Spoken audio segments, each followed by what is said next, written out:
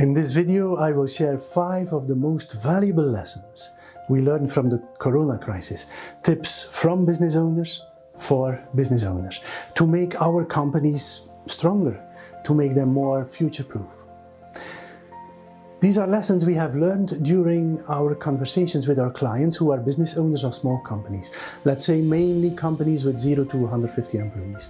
Lessons we distilled while we were helping our clients as management advisors.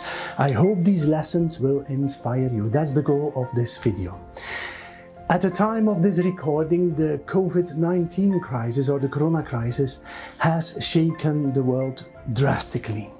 The economy is still at this moment very turbulent, and many companies are now still fighting to rescue their company, to be able to service their customers, to be able to stay alive as a company, to keep their people on board.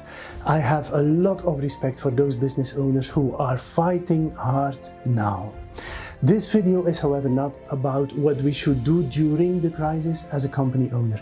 This video is about what we as business owners can learn from this colossal crisis and how we can prepare our company for the future, whatever the future holds. What lessons can we deduct from all that is happening now? Allow me to start with a question for you. I believe it would be a shame to forget those important lessons we are learning now. And I know also that you have learned a lot of important lessons in your practice as a business owner or as an advisor. And I would like to invite you to share your most important lessons you learned during this period below in the comments below the video, so that you can inspire other business owners who strengthen their small business so that they can cope better with future crises. Your expertise and your experience are very important. I greatly value it, and I look forward to seeing your opinions, your ideas in the comments below. And maybe you say, well, Kurt, there is now a serious crisis, but will those things happen again in the future? Well, no, they will not happen just in the same way. They will be different. That's all we know. Think about 2001, when the crisis started. I guess a little bit in the middle of the year, the economy was slowing down a bit, and then suddenly the terrible attacks on the Twin Towers happened, and other atrocities took place, and the economy plunged into a crisis in an extremely fast pace. Who thought that a thing like that could happen? Who predicted this? And who predicted this drastic effect it would have on the economic downturn? Let's fast forward a bit to 2008, when we were pushed into a new kind of economic crisis, a banking crisis we had never seen before. Very few people had predicted this in this way, right? The vast majority of economists and business owners did not expect this form of crisis at all. And now let's fast forward once more to now. I made this video in 2020, and the Corona crisis is still raging actively in the economy. Who could have foreseen that a crisis like this would happen? Something so ubiquitous, so all-pervasive, so drastic, from a biological source. Who saw this coming? I am sure we have no idea how the next crisis will look like. There are, of course, a few scenarios, but it can as well be something completely different. So we as business owners have to prepare for the unknown. We know something is coming. Every few years something is coming. We know something is coming, but we don't know what. We don't know where. We don't know when. We don't know how. Nice, eh? So the question is, how can we make our companies more resilient, more future-proof? I am sure we will not be able to prepare our companies for everything, but we will be able to prepare them for a lot of things. So Let me give you my 5 tips I distilled from our conversations with our customers, and I look forward very much to seeing your ideas below in the comments. The first tip I give is, have enough money in your company. It may seem trivial, but it is not. We all know that in the crisis, economic newspapers scream, cash is king. And that's true. If you have a lot of cash in your company, it's a lot easier to survive a tempest, especially for small businesses.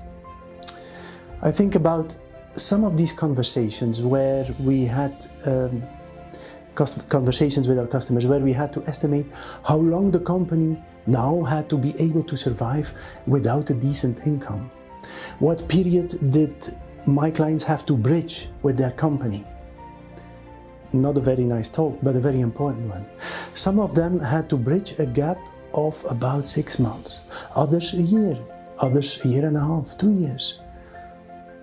Some costs you can cut, and some costs you cannot cut. How long can you bear those costs you cannot cut, the fixed costs, with your company in order to survive the crisis? Next to that, we might all know that stockholders' equity in a traditional company, especially a small business company, should be at least 1/3 of the total assets, or the total stockholders' equity and liabilities, that's the same. But this is something different, what I just said. And you can also check that in your company. How long can you pay the fixed costs in your company? If you can reduce those fixed costs in a preventive way, you can gain more strength and more stability in a crisis. You can sustain a crisis in a better way. Going back to that equity thing, many business owners, small business owners, increase the money in their company by making a serious profit and keeping at least a part of that profit in the company. And happily, a lot of my clients did that and have now a much easier job to survive the crisis. It still can be very difficult, but it helps a lot. 2 things you can check. How long can you pay your fixed costs? And how big is your equity? We explain all these things about equity and all these things in a 12-week program, a video program for business owners. I cannot do it here with all the best intentions.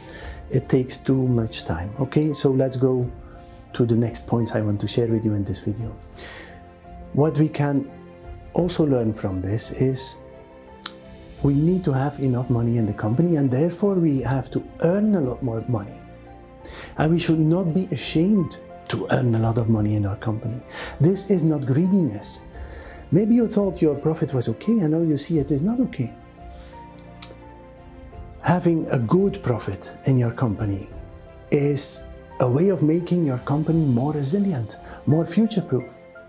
And maybe you have to change your mindset about it and be willing to earn a lot more money in your company, to make a lot more profit, and to keep some of that profit in your company in order to make your company a lot more future-proof.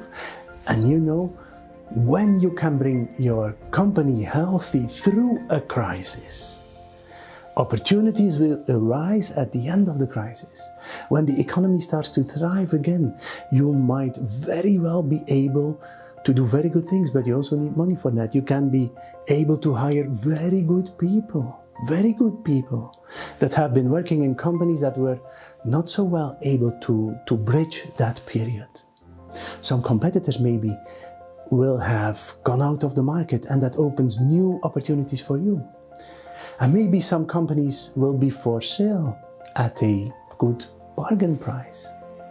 But these are all things you need money for. So this was my first tip. Have enough money in your company. And this brings us, of course, now to the second tip. I have seen that those company owners who have structured their company in such a way that they are not operationally necessary in their company, they can react a lot better, a lot faster, a lot smarter in a crisis. I've seen that happening a few times now, quite a few times. Those business owners who have structured their company in such a way that they can sit in the helicopter above their company when a crisis comes can be a lot more effective. and they can take much better decisions. They can choose better the right things to do for their company. So it is important as a business owner that we strive to make our companies well structured so that it can run operationally without us. And that is the second tip I want to give, how we can make our company stronger for when the next crisis comes. Make yourself expandable.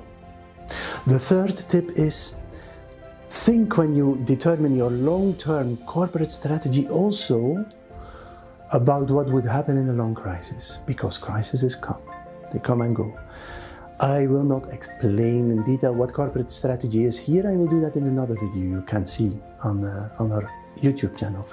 And maybe concerning that long-term strategy, you can choose a branch that is less susceptible to economic downturns, or a branch or a sub-branch that goes even better when the economy slows down. Specific branches in the food industry, for example, have that advantage, or in fast food. Or maybe you have a price advantage to your customers or for your customers. Although you have to be very careful with that. It has to be a very smart choice, and it's only for maybe 4 or 5% of the small companies. A good choice. Maybe you look strategically for several suppliers for all your strategically important purchases. It's a lot easier to do that when there is no storm. In temporary non suspectu, they say, it's easier to do those things. Maybe you think it's not important, but I have seen quite a few clients that were getting into difficulties now because they could not get the goods what they needed to provide their goods and services. It's also important to be innovative enough when times are good and try new things in times when you are not so strongly under pressure. Don't wait until you are pushed to try innovative things. We have all seen around us companies that were already experimenting with innovative ways of delivering or ordering, or innovative packaging, or making things in another way. And now, because of the coronavirus, they have really jumped forward. This can be small. I'm thinking, for example, about a flower shop that did some deliveries online. And they figured out how to package those flowers and things like that. And now, because of the corona crisis, they boomed because the flower shops were closed and Mother's Day was coming. You know what happens then. You cannot get home without a flower in your hand. So it was a huge step forward for that company. Many flower shops had the opportunity. Some clients who bought those flowers now online, if they had a good experience, may be customers for the rest of your life or their life. A client of mine has, for example, a few restaurants, and they already did some home delivery, experimenting with it. And now when the crisis came, they didn't have to find out all these practical things concerning home delivery. They could just focus their brains on creative ways how to stand out from the crowd. Or maybe you should think in advance on how you can quadruple your production in 4 days. Some companies had to do that. So this was my third tip. When you determine your long-term strategy, think also about what would happen in a long-term crisis, and take, when there is no storm, strategic actions to make your company more resilient. The fourth tip is this. We have to have, all of us, me too, you too, we have to have a flexible mind. Our company has to be agile, but we have to be agile too here. Our mayonnaise has to be agile. Maybe we have to force our mind to be a bit more in that direction. We have to see opportunities. We have to see a shift in customer needs. We have to be able to react fast in our company.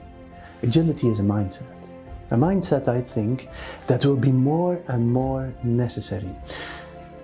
Think about creative ways to triple your production, to use different transportation, to maybe work from home, to change your process quickly, maybe to cut costs quickly. I think about the shift in demands in the customers and the quick reaction we need to be able to give to those shifts in demand. Think about the retail store. Think, for example, about the increase in private pool construction demands. I have several clients who built private swimming pools. A nice business, eh? They had great times now because people knew suddenly they would probably have to stay in the home region during the summer holidays, and they wanted to invest in a beautiful swimming pool they had thought of already for 5 years, but now they have decided that they want to have it now before the summer is there. And then you have to be fast, and you can make a lot of money. Other customers' demands can shift. I think about a company that makes glasses that are not steaming up, upon which there is no condensation. Very handy when you wear a mask. Or think about tourist attractions that shift their marketing target group in 2 days, or maybe in 2 hours, to a more local public. Or think about the textile factory that was ready in 2 days to make thousands of masks instead of shirts. I believe there will be almost always a lot of opportunities and a lot of threats at the same time available, the opportunities for business owners. And we have to have a flexible mind to take swiftly the right decisions and to implement them. I think you get it. Agility, it all starts in the mind. And that was the 4th tip. And now for the last tip. It may be a strange one, but it is also an important one. I think it's very important that we as business owners make sure our private situation doesn't get endangered or entangled by what happens in our company or by the crisis in general. I think now about a business owner I heard a few years ago, and he said, as for me, 1/3 of my profit after taxes goes always to my private bank account. He said, I have personally seen very bad, gloomy days. I have gone bankrupt, and I will never make that mistake again. I will always take 1/3 of my profit after tax and put it on my private bank account, whatever happens. There is some truth in what he said. And in that sense, I think it is really important that we as a business owner make sure that our private situation is financially safe. It is best to have no debt at all privately, so that you will not be enslaved by the people or the organizations who borrowed you money.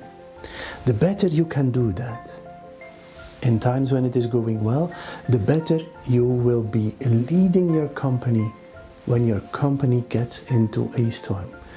Because if you don't have to be busy with your personal finance safeguarding, you will be a lot freer and more unhindered to give all your attention to your company, which it really needs all your attention at that time.